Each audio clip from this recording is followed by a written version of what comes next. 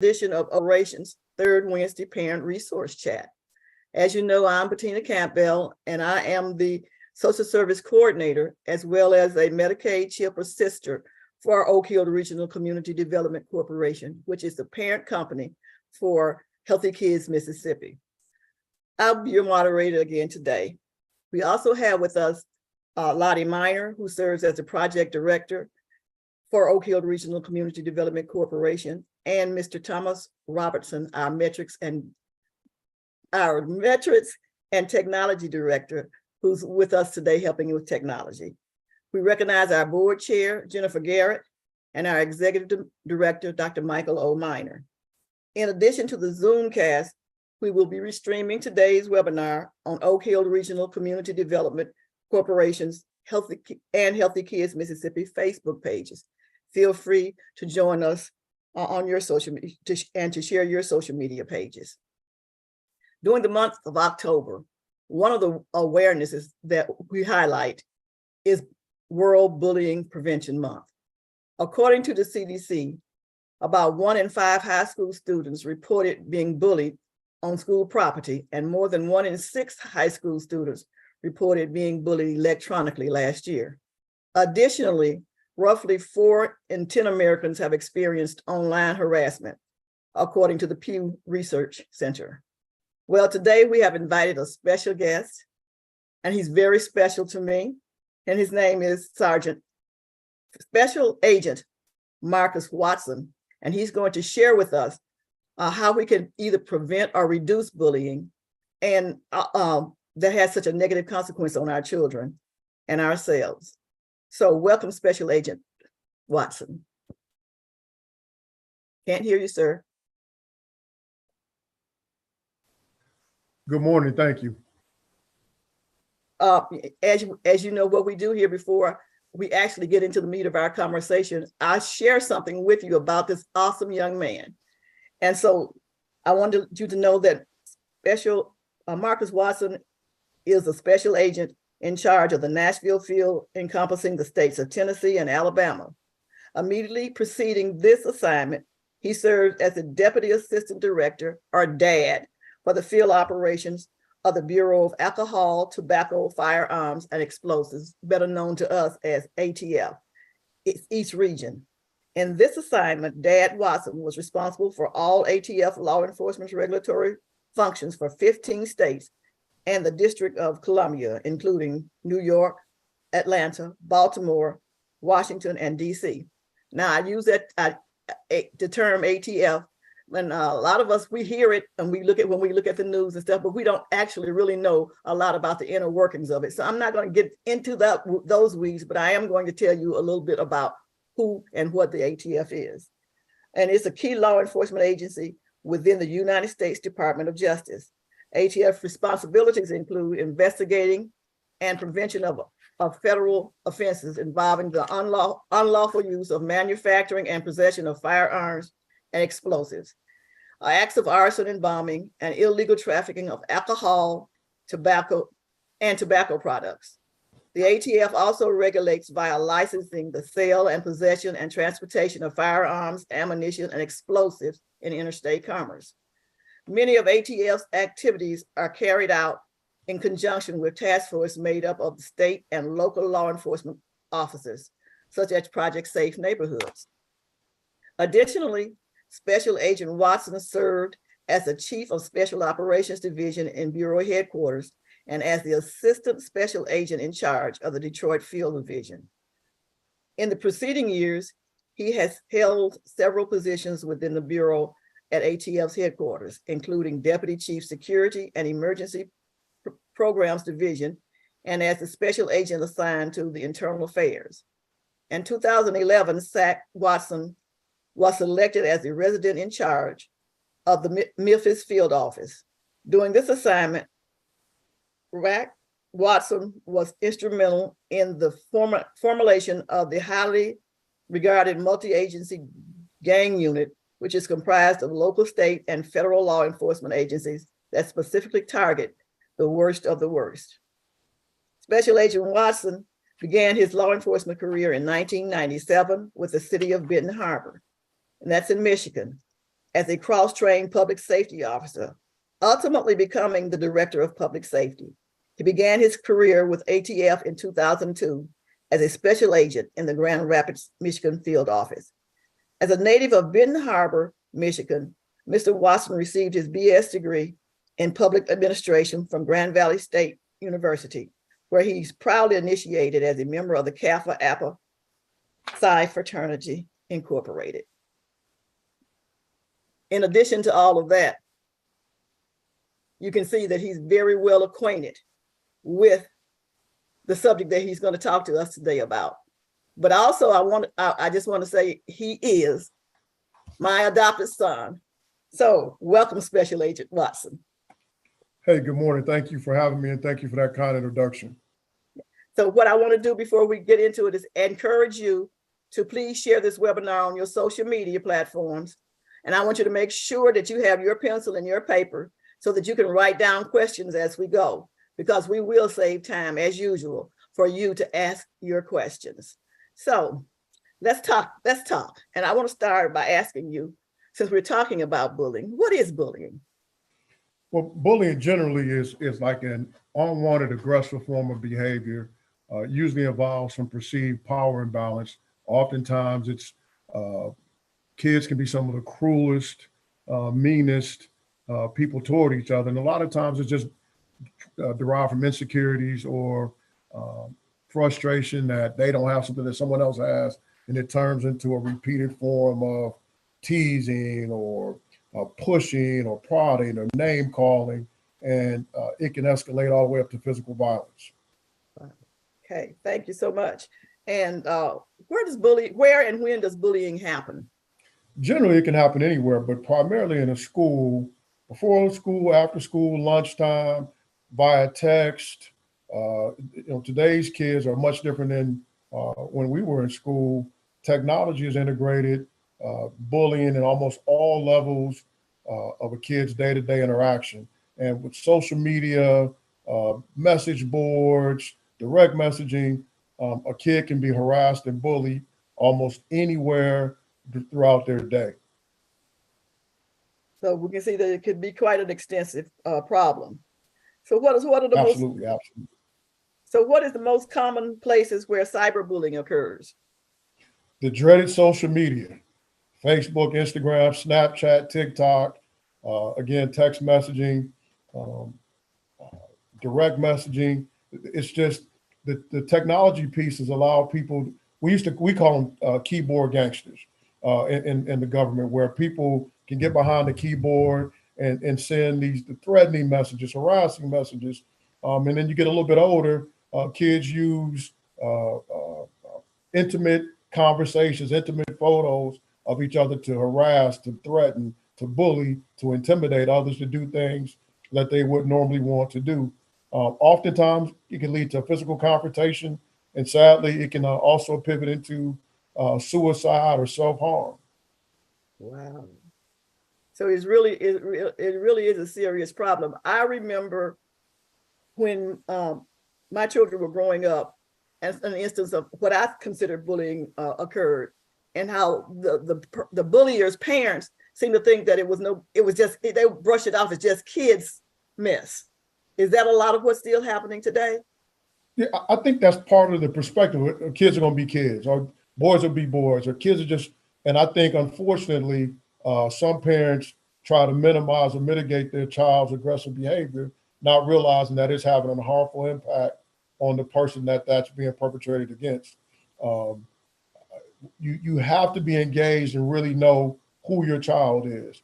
All of us that are parents will say, "Oh, not my kid," but my parents were like, "Hey, I know my son Marcus," and before they would say not their kid, they would at least have that conversation. And I think that an engaged parent, an engaged coach, an engaged counselor will make sure they try to run that accusation to ground and not be dismissive of the accusation of bullying.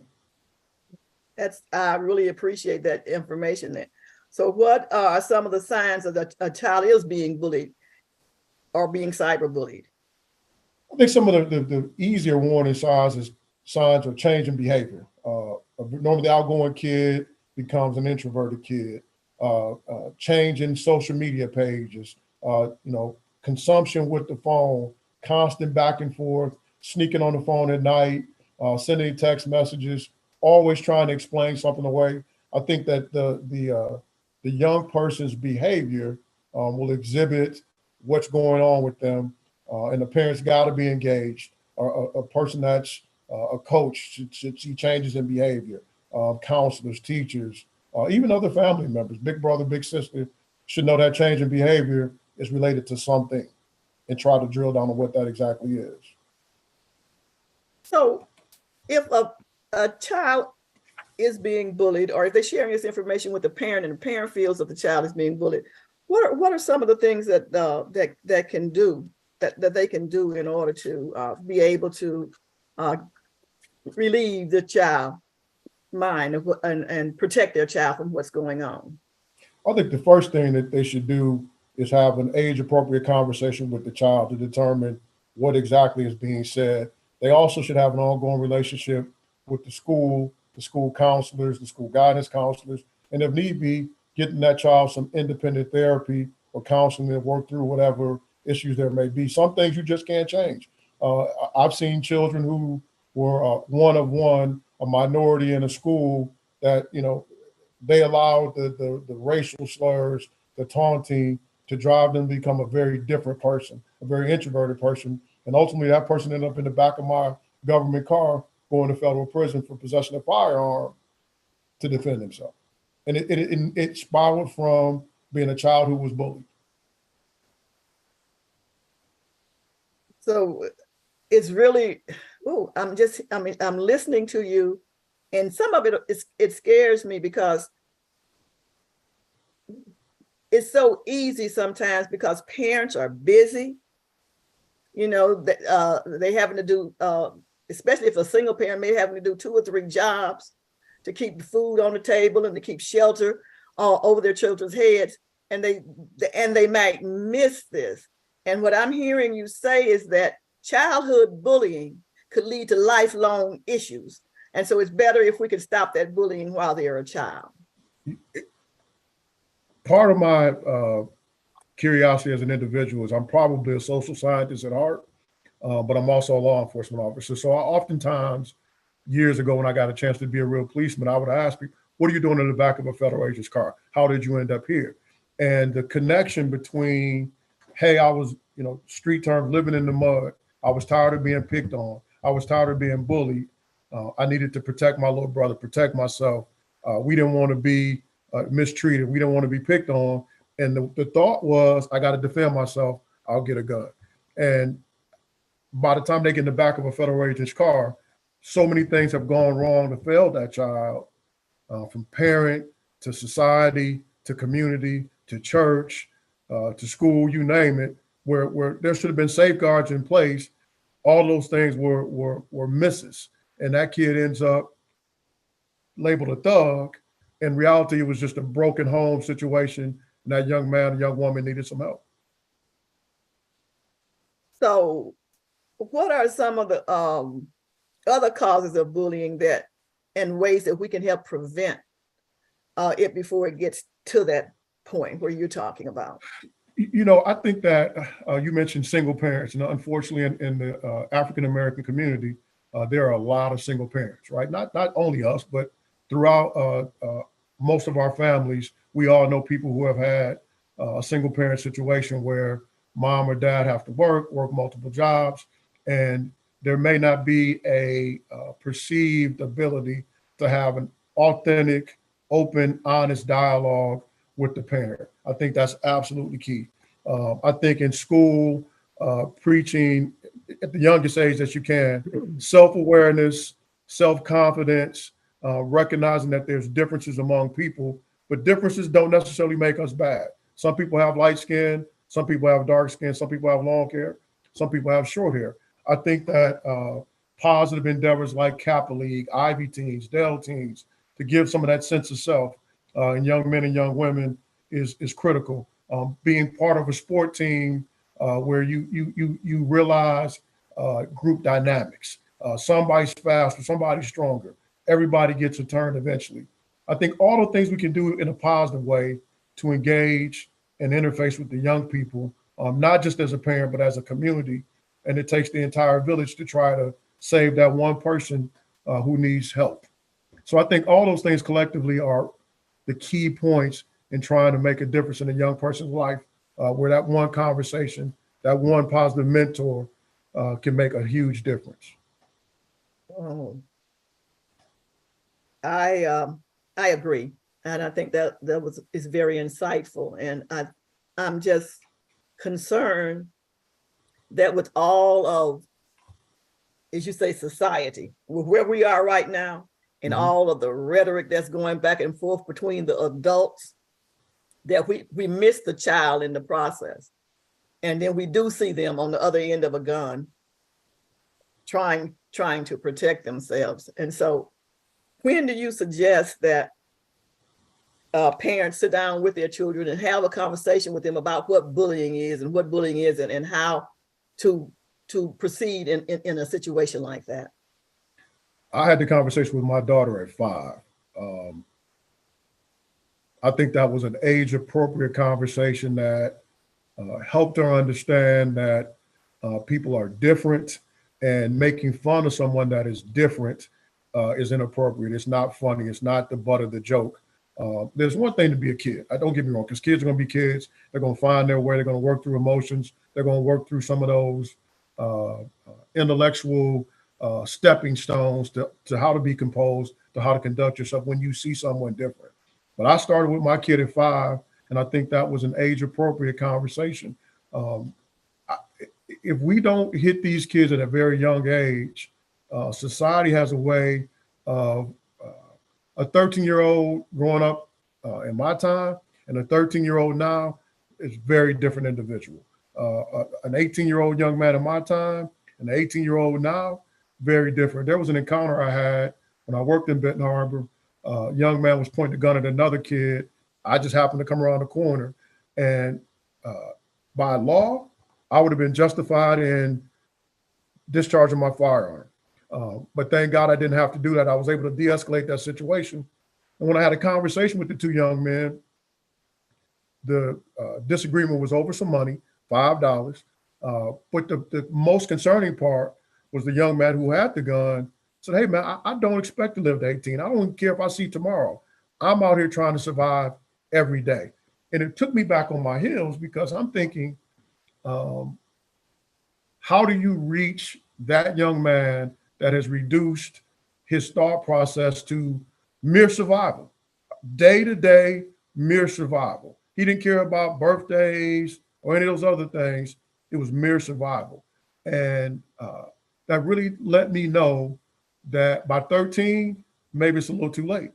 So that's why I say the earlier we start, the more we pour into these young kids. It's just, I mean, there's so many things that go into the bullying piece. The socioeconomic difference in communities, the poorer communities, kids grow up and they look different. Maybe I can't get my hair done. Maybe I can't get the pair of the latest jeans.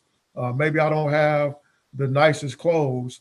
And that kid from a very early age becomes dejected, disassociates, and then tries to figure, how can I get those things, because I don't want to be the butt of that joke anymore. And by any means necessary, and unfortunately, oftentimes through the drug trade, they're able to acquire things. They're able to change their situation. They can pay their mother's rent. And they choose that means to survive. And then we come into the picture, the federal government, and they bring the full weight of prosecution down. And when you really dial it back, it was a young man who became wayward and dejected and ended up in the system. I've only really dealt with one person that I felt that dude was a pathological killer. Something in his DNA was off, and he was just who he was. But other than that, usually there's some causation that you can point back to, a pivot point where that kid made a decision, oftentimes based on bullying, where he decided, hey, I won't be the guttermost anymore. I'm going to change my situation. Okay, so that broke my heart. But I've heard that story too. Mm-hmm. A lot of our young Black men seem to feel hopeless, and young girls too seem to feel hopeless and helpless. And so one of the things that the question in the chat is say, when do you know to intervene, or where do you know to intervene before this person, this young man that you were talking about, gets to the point where they are at a point where violence is the answer, even up to and including self-harm? You know, again, I go back to elementary school. I think is probably one of the more formative times. Before you reach the age 7 or 8, you still can impact kids, maybe through your tone, maybe through your sense of authority. You get to junior high, some of those kids have gone through physiological changes, puberty, and they're starting to, quote, feel themselves. And to change one of them is a little more difficult. Through Kappa League, I've had an opportunity to engage with some young men, break down that tough exterior, and inside they were a broken little boy. They wanted to know why their dad didn't love them. I don't even know who my dad is. My dad doesn't love me. My dad won't spend time with me. So they migrated to the Kappas. They wanted some leadership. They wanted structure. They wanted accountability. They weren't getting it home. And they, in some ways, had resentment toward their mother, as if the mother was the reason their dad wasn't around. Oh, because your dad won't come around, and this is my situation. It's heartbreaking when you think about the totality of the Black family and the degradation of the Black family and where we are today as a society, as a race of people. You can point back to the change in the Black family structure of mom, dad, kids. You see that splinter happen late 60s, early 70s, heroin, Vietnam War, and you can trace it back. The sense of family left, single parent homes, and then it became a dog-eat-dog society. Unfortunately, that when I go past the school of kids, I oftentimes shake my head to say statistically, 1 out of 5, 2 out of 5 maybe, will go past high school to get some type of education. It is a sad situation. So what you're saying, and I hear you saying, is that we can't just look at bullying in and of itself. No, ma'am. We have to put it within the framework and understand that there are what they're calling social determinants of health, because this is a health crisis, of social Absolutely. determinants of health that lead to these children becoming bullies, or even the ones that are bullied, that leads to and so we have to take it all and work with it all, and not just say, oh, that's child's mess, or oh, this person is just bad, he's just a bad seed, or she's just a bad seed, or she just fast, and really start to work on it from both ends, from the home and from the community and from the school, so that we can make a difference. We can change this trajectory of so many young people's lives. I couldn't agree more. It is such a holistic approach that's needed. Quality of education, size of classroom, quality of the materials that are taught in the class. There's so many things that come into play. How do I change my lot? If I come up in a substandard school district, Benton Harbor, for example, Benton Harbor was 1 vote away from being taken over by the state. And it took some heavy lobbying on behalf of some pretty significant players for the school not to be taken over. Schools of choice decimated a lot of inner city schools, and some of your quality students went to other districts. So you're left with the people who really need help. And then in that same environment, kids are going to be kids to some extent. There's going to be bullying. How do you regulate that? How do you try to get that out of the system and develop some sense of community? We talked about Flint before the call. I remember Flint 30 years ago was a different city. Benton Harbor 30 years ago was a different city, Detroit. I go back now and it's like, where's the sense of community? It becomes this dog eat dog, block eat block mindset. When I was in Memphis, the gang affiliation was unbelievable. And so when we drilled down, like what is the cause for these gangs? And a lot of it was a sense of belonging, a sense of love, a sense of brotherhood. And it goes back to, I didn't have the foundational pieces that I needed as a young man, as a young woman. I found that sense of family and community in the Grape Street Crips, the whatever. It's so many things wrapped up into this key piece of bullying. I could go on, but you got to take a bite of this apple, and it's a big apple to bite. But what I'm hearing you say is that it's not a hopeless situation. No, ma'am. That we can start, even though we're late to the game, we can start now. Yes. And maybe, you know, when my children were growing up, one of the things that they had, and I was something called a homeroom mother. So I ended up, I was not employed outside the home because my children asked their father for me to be able to stay home. And by the grace of God, we were able to do that. Mm-hmm. So I spent a lot of time in the school system working, not just with my children, but other children. So do they still have that where outside community people who are interested can come into the school and nurture those children, you know? Well, I'm not sure if that's even allowed anymore, where an outsider can volunteer their time because of all of the craziness we've seen happen in schools, right? So if you're not a school employee, I know it's very difficult to even volunteer to work at. I think my mother did a program. It was called Helping Others to Succeed, or something. It was some acronym, but basically teaching kids to read and giving them a positive interaction with a community member.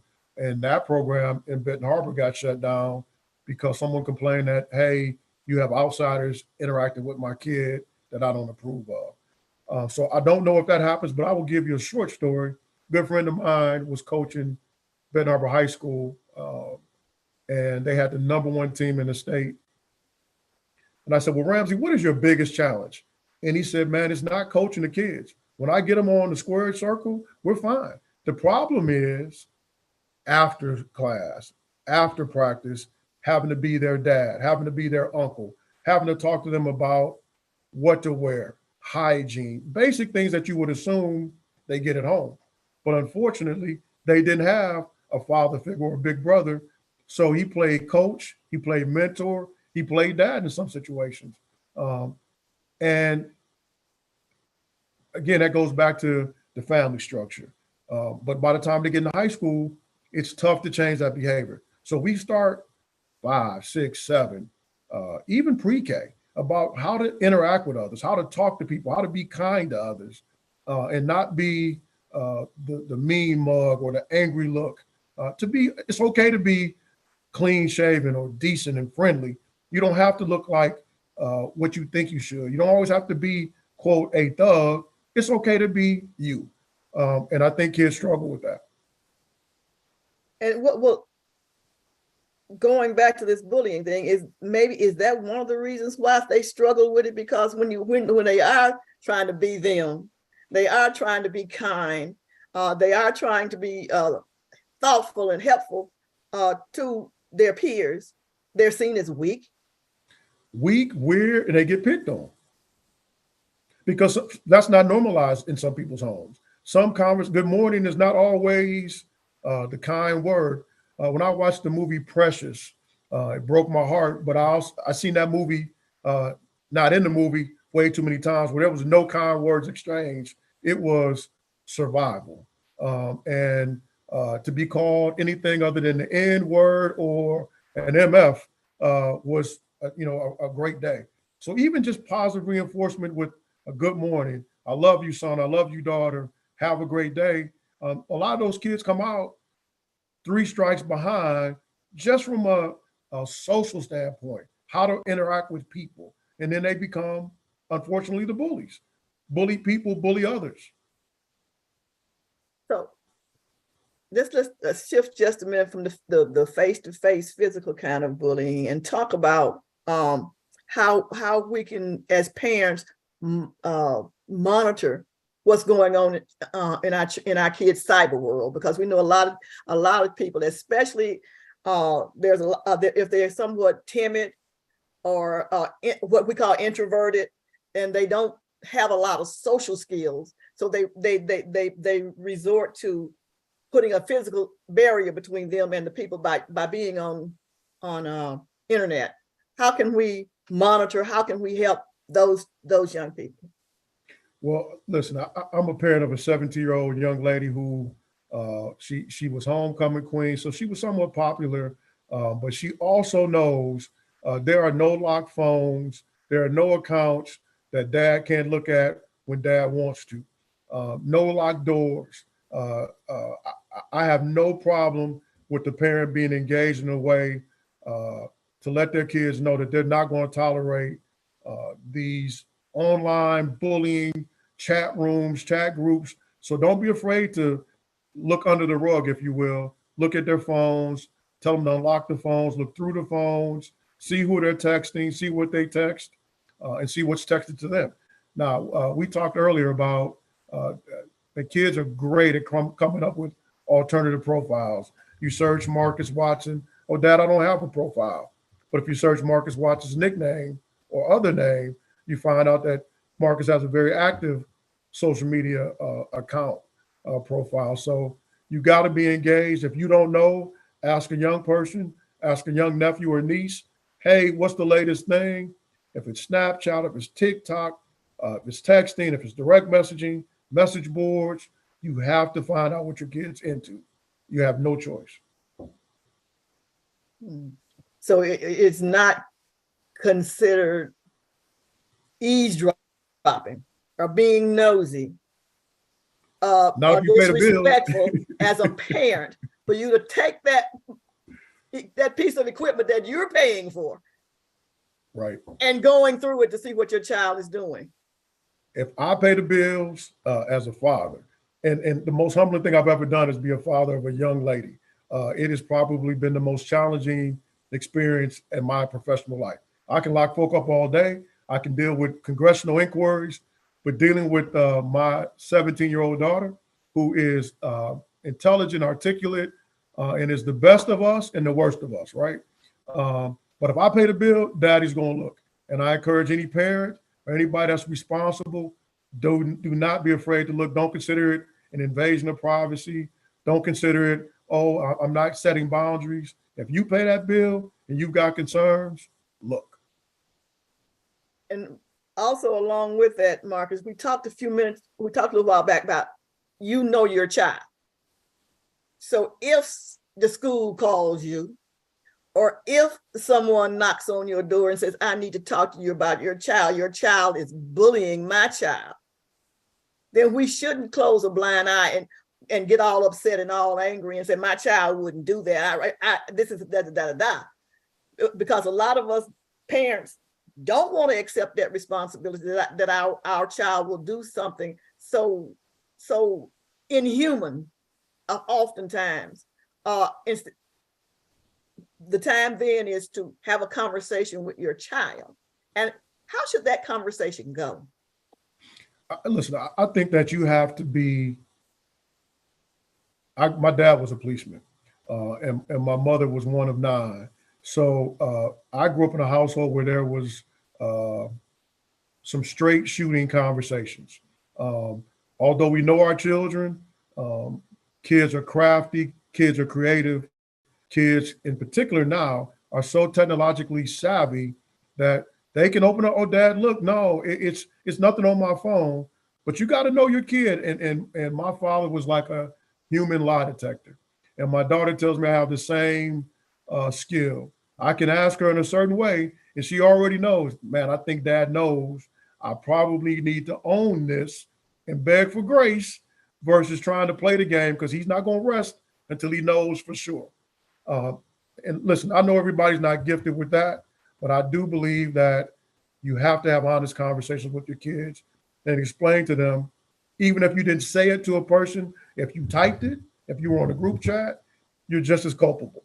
You're an accessory to that event, and why it's not okay.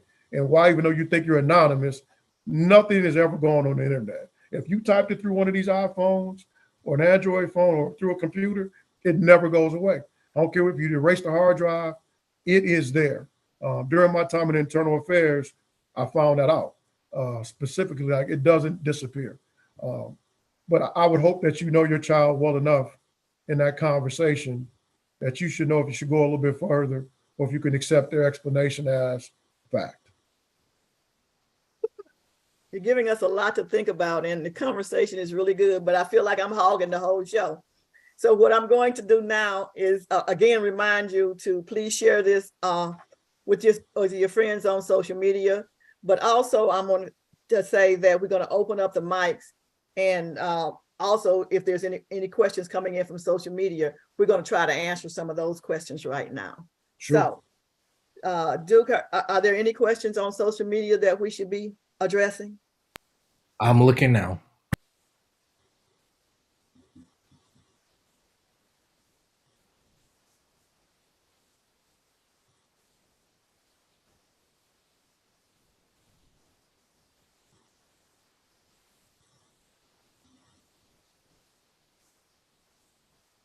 But while we're waiting for Duke, I see that there is a question in the chat. So I'm going to ask Ms. Jackson if she would open up her mic and ask that question, and we will let Special Agent Watson address it for you.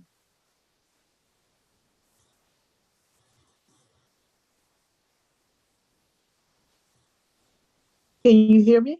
Yes, we can. Okay, so as I was listening and I'm hope I'm saying it right, understanding it right. My question was, how do we reach the mothers in order to reach the home so that these kind of conversations can start early? So I was just thinking if we could start having meetings at some of the housing authority centers, just to talk to them or let them talk to us or exhale how they're feeling about some of the frustration and life issues that they're facing. And even as they're exhaling and we're listening, then we can also, tell them about how to handle better their frustrations, their life issues, and dealing with their children, dealing with whatever they're going through, how it help to open up conversations to talk to their children. The atmosphere will be better, as they exhale, as they just talk about what they're going through, and they can talk to the children, or they can better notice it because they're releasing what they're going through, so they can better notice what's going on with their family or with their children, and helping them to, express this bullying that they might be occurring at school. Ms. Jackson, I think you are spot on. I would encourage each housing development to have it's almost like a block club where mothers and parents can get together and have those conversations and support each other and ask, hey, how did you talk to little Marcus? How did you talk to Johnny? What did he say? I think that is a very helpful thing to do. Okay. Thank you so much. I appreciate that. And I'm enjoying this. Thank you guys for having this. Thank you. Thank you. Are there any other questions? We have a hand raised for A. Perry. Go ahead. Good morning to everyone. Good morning. My question is about how many percentage of these kids are victims themselves of being bullied, the reason they are falling in their category where they are bullying, and how do you break the chain? Well, I can't give you a percentage because I would probably be wrong, but I can tell you that from asking the question, oftentimes the people that end up as defendants from the federal government oftentimes were victims of bullying themselves. And they didn't find a way to resolve that matter until they decided to become an armed person. I'm not going to be bullied anymore. So unfortunately, a lot of broken people end up perpetrating that same broken behavior. And unfortunately, unless we interact at a young age, that cycle's not going to go away. Did that answer your question, Mrs. Perry? Somewhat. So, what is a defense on how you break the chain when this all that child know? If this what their child is in their child's household or is in their child's area, this the only thing that their child knows is to be a bully because their child was bullied So how would you suggest that that chain is broken to try to create a more calmer atmosphere for that person or that child? Well, my recommendation would be try to engage in a couple of things. One, some positive reinforcement group, Kappa League, the Alphas have a group, Omegas have a group, where you're subjected to professional men of color and a structured program that teaches young men self-awareness, self-accountability, and it begins to train them for leadership. Also, if there's some social service counseling that they can get to try to break that chain, what you have to do is begin to try to change the behavior. First of all, you got to love on them. You got to figure out a way to give them positive reinforcement and allow them to work through those feelings that they have that are probably driving the bullying. But that's kind of getting the social scientists of it. But that's what I would do. That would be my recommendation. Okay, thank you. I think Pat has her hand up. Can we open the mic and her mic? Yes, good morning. Good morning. Good morning. Now, I did have a question, but I think it was just answered, but I want to pose it anyway because there are so many children growing up and, you know, even teenagers, they don't want to live the rough life. They want to get an education and they want to go to church, be involved in church activities. And again, they just don't want to live the rough life. But there are some kids out there that don't want them to live that, live their lives. So they're so tired of being bullied that they stay in their homes or they stay around their parents. And I'm sure it is affecting them. So I had asked the question earlier, what do you do? Do you seek help for them? Well, listen, I think that I don't know if you've had an opportunity to watch the movie called The Pursuit of Happiness. It was a Will Smith movie based on a true story. This guy ended up being a single father, and he basically was living day to day. But what he did was he absolutely committed to providing his child with the healthiest environment that he could. And as a parent, you have to be radical, in my opinion, at doing everything you can not to lose your child to the street. Yes. And whatever that means, if that means keeping them in church, putting them in positive environments, taking trips away from the community when you can to show them positive reinforcement, putting other people in their lives that are mentors in a positive light, because you have to be radical about your kids' well-being and trying to change that mindset. Because again, when they become 13, 14, 15, tough, very difficult. Yes. The earlier, the better. But you have to be willing to be radical. If that means you're at church every Sunday, then they're at church every Sunday. Because until you build that confidence, it's okay to be different. The world has a way of shaping these young people that second self. It's true. Thank you.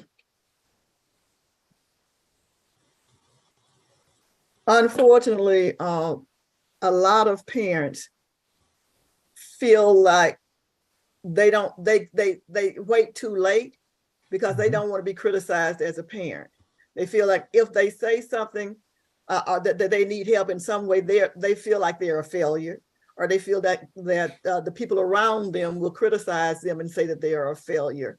And so how do we help them then to understand that waiting does not help your child, even if it means that there may be some criticism, that it's better for you to deal with that criticism than to let your child go down the wrong road?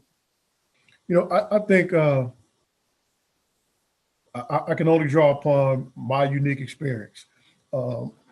I think unfortunately in today's society, we have a lot of young people who become parents, right? And they decide, hey, I don't want to raise my kid like mama raised me. like daddy raised me. And I'm gonna give my kids all this self-expression and all it, and they try to be the kid's friend and not the kid's parent. We got to remind them there's a reason why you didn't go into your grandmother's house and curse. You didn't go in your grandmother's house with your pants sagging. You didn't go in there with drugs because Big Mama wasn't having it, right? You can't be a friend today, hanging out, kicking it with your kid, and then try to be a parent tomorrow. They're not going to respect you. So I think you got to remember, I'm this young person's parent. I'm responsible for modeling the behavior I want to see and holding he or she accountable all the time. Now, you can become friendly. My dad was my best friend when he passed, but that wasn't until I was a grown man, stand on my own 2 feet, before we could become friends, because he was my father at all times. And I think, unfortunately, we don't want to be the not cool parent. We want to be the cool parent, and that's where you fail your kid. And then when you try to be a parent, oftentimes it's too late. Okay. Well, we've covered a lot today. If there are no more questions or concerns or comments. All right. Is there one final thing you'd like to leave us with? Special I think I actually just did it. Don't be afraid to be a parent. Don't be afraid to be a big brother, uncle, and aunt, and do the right thing at the right time. Don't be concerned about being cool or what it looks like, because it looks a lot cooler than it does sitting in the courtroom in federal court wondering how little Johnny got here and how he got 20 years, or how little Johnny hurt somebody, and now, unfortunately, he's going to spend the rest of his life because you didn't want to be a parent, you wanted to be a friend. You wanted to be your little lookalike, a little mini me. You need to be that kid's dad or mother. That's probably what I'd like to leave with the conversation with. All right. This has been a much needed conversation. I know it was not all sugar coated, and I really appreciate the fact that you took your time out of your day, and also that our listeners took time out of their day to come and get the information that you had to share. And I'm hoping that it makes some changes in a lot of people's lives, because all it takes is just one person being willing to step up. There you go. I'd be glad to come back anytime you need me. Well, thank you so much. Okay. All right, thank you all. All right. So I want to again say to you that our next some reminders that to share with you on October 30th at 6 p.m. join us for the Ask Mary and Pat Zoom webinar. And our next third Wednesday parent resource chat will be November 15th. And we will highlight self-care during the holidays. We also have a wonderful surprise guest who's going to highlight a little known National Awareness Day. And it's going to be a treat that you do not want to miss. So please join us and encourage your family and your friends and members to join us too. You may learn more about us at www.Oak Hill Regional Community Development Corporation. Let me, somehow when I hear that regional development, it goes, so it's www.oakhillregionalcdc.com and www.healthykidsmississippi.org. Once again, we appreciate our board chair, Jennifer Garrett, and our executive director, Dr. Michael O'Miner. This has been a production of the Oak Hill Regional Community Development Corporation, belonging, building, and bridging in the Mid-South region and across the state of Mississippi.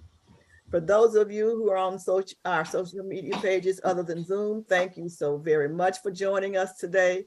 Again, remember that you can have your friends download and look at us on YouTube, or that they can go to our webpage and get the information that they need. We are here to help you, so just reach out. So those who are on our Zoom, please stay on for an additional few minutes while we wrap up.